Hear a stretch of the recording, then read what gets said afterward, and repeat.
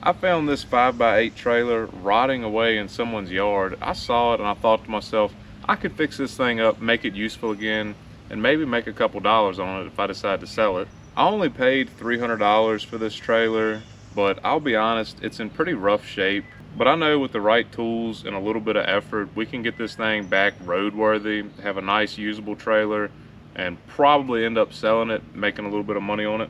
In this video, I plan on walking you through every step of the way during the repairs or kind of restoration. I'll also try to give a rough estimate of the price of some of these repairs and refurbishing costs that are involved with this. If I end up selling it, which I probably will, I'll let you know how much I sold it for. So that's the plan. Let's go ahead and get right into this.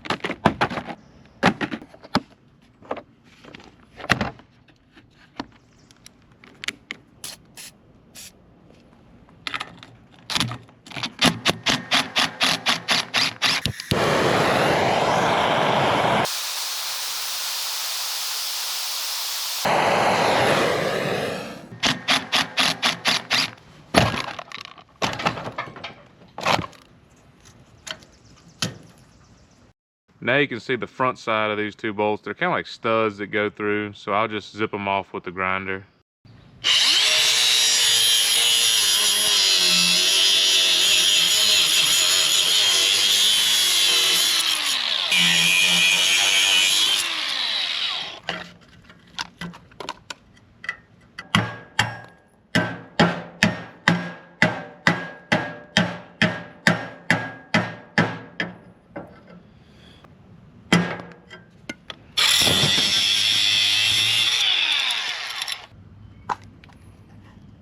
Well, that right there went far from smooth, which is how it goes most of the time, but the more you do and the more you see of things, you know, things when they don't go your way, that's really how you learn. Get this prepped a little bit in case we need to ground the lights here.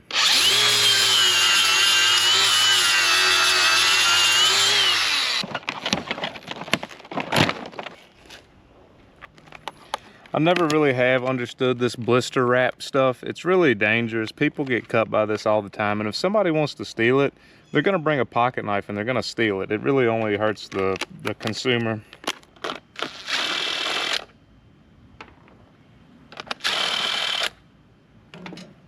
Oh.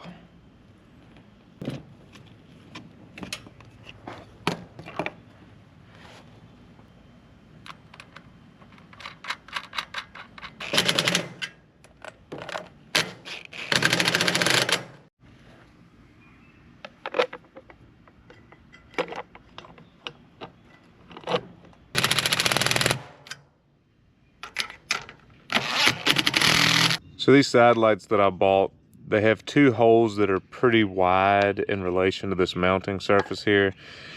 So I'm not gonna use them. I found these for a couple bucks on Amazon. They're still LED upgrade. They have the single bolt that'll work just like the old ones. I could have made a bracket, but I didn't really see a point when these are so cheap.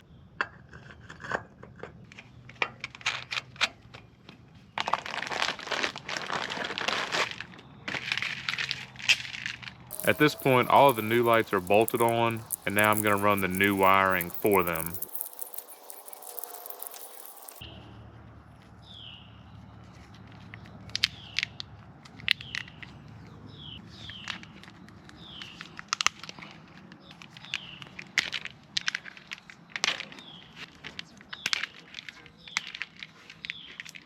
See, this is the very end of the new wiring harness where it's going to be towards the gate. This is the very end, and obviously this is the very beginning of the old harness.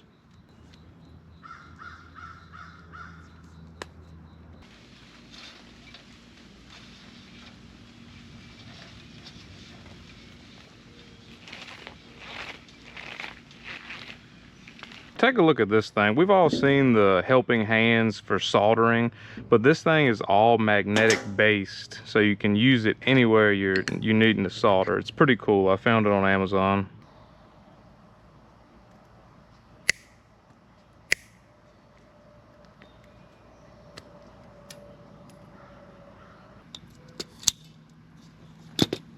If I have the time, I really only solder all of my electrical joints now. It's the only way that I've found to not have to come back to them and repair them. Butt connectors and spade connectors are okay, but usually you'll have to revisit those. Something I'll never use is like a Scotch lock where the blade comes down and slices into the two wires to make a joint. Those work for 4 months and then you have to come back to them.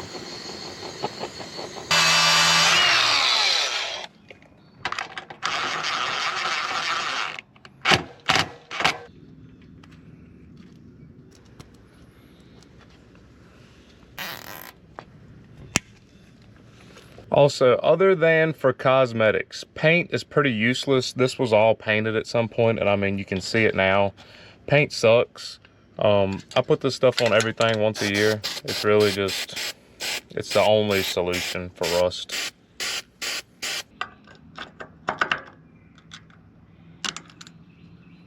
See, it utilizes the light's mounting nut as a ground.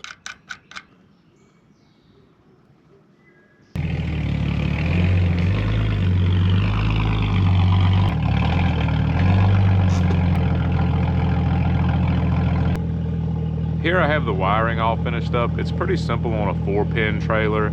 It's kind of hard to see on camera for some reason in the daylight, but you can see them here working.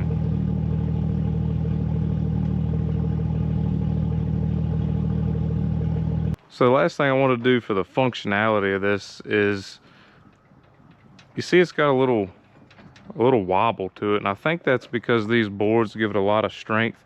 And right now it only has one row of nails holding them down. So I'm just going to throw one of these self-tapping screws across.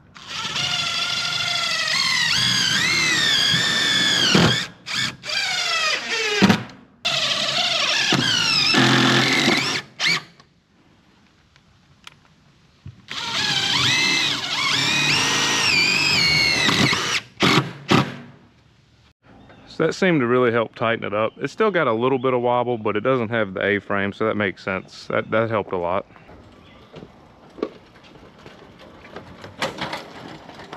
So a commonly overlooked step of pressure washing process is the use of chemicals. Something like this algae, green, mildew the side of your house. This 30-second outdoor cleaner works amazing. I'll link that in the description too.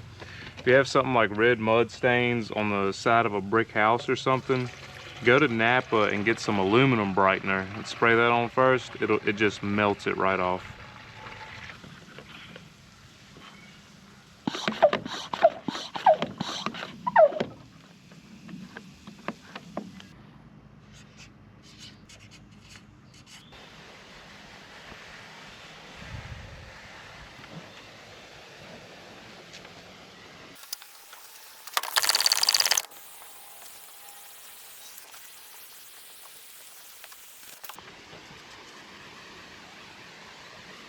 You can already see before we even touched it with the pressure washer, look at how bright it's coming.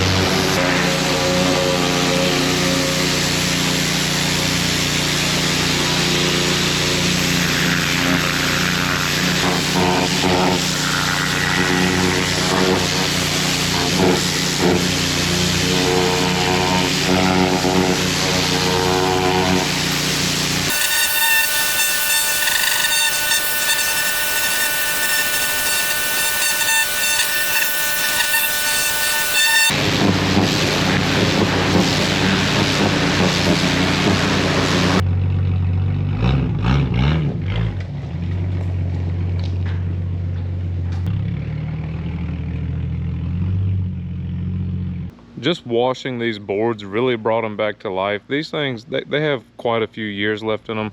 Normally I would treat them with diesel and used motor oil, but I am going to sell this and somebody could be moving furniture, and I wouldn't want that if I was moving furniture.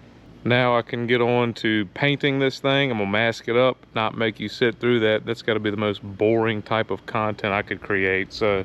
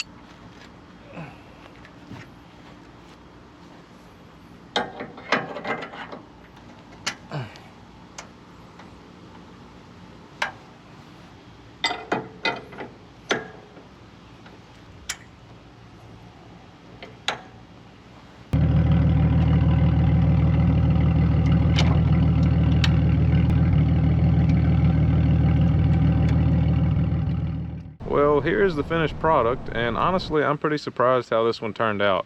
What started out as an old ragged out trailer ended up being a solid little unit with a little bit of effort and some basic materials. It cleaned up way better than I expected. So here's the price breakdown. I picked it up for 300 bucks, threw about $30 into new lights and wiring, 40 bucks in paint, and another $50 on small stuff like connectors, zip ties, and other consumables.